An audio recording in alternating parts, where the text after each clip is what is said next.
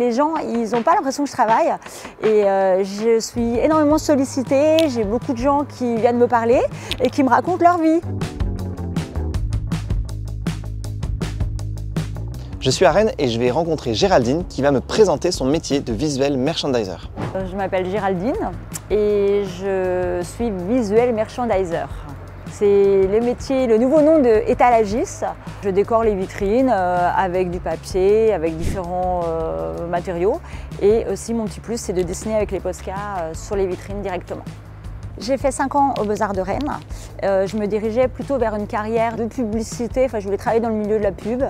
Et après de nombreux stages, je me suis rendu compte que ce n'était pas trop fait pour moi. Je me suis dirigée vers l'enseignement. En 2005, j'ai ouvert une boutique de décoration pour chambre d'enfants et je dessinais sur les vitrines de mes magasins. Voilà. Et quand j'ai fermé ma boutique en 2016, tous mes voisins m'ont dit est-ce que tu peux pas dessiner pour nous, faire des vitrines? Et c'est comme ça en fait que je suis arrivée dans ce milieu-là. Comme je suis prof d'art appliqué la journée, je dessine plutôt le soir et les week-ends.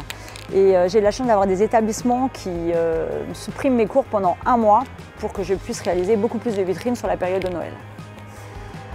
Alors je n'ai pas du tout de journée type, aucune journée se ressemble. J'ai des cours parfois ou pas et voilà, il y a des vitrines qui se réalisent en 10 heures et des vitrines où je passe 2 heures, 3 heures, 5 heures, donc je peux faire 3-4 vitrines dans la journée. Ce que j'aime dans mon métier, c'est vraiment la création, la créativité qui est complètement libre puisque les commerçants me font complètement confiance. L'inconvénient numéro 1, c'est de m'adapter aux conditions de météo. C'est vrai que je travaille une vitrine sur 2 à l'extérieur, donc en fonction de la pluie, du froid, du vent, eh bien, je ne peux pas toujours travailler comme je souhaiterais. Alors le tarif de mes prestations varie en fonction du projet. Évidemment, je ne prends pas le même tarif pour une vitrine qui va me durer 3 heures et une vitrine qui va me durer une journée. Souvent, je commence à 150 € pour une vitrine, mais j'ai des personnes qui m'appellent pour plusieurs établissements et je peux avoir des budgets qui varient entre 2 000 à 3 000 € pour un groupe d'établissements.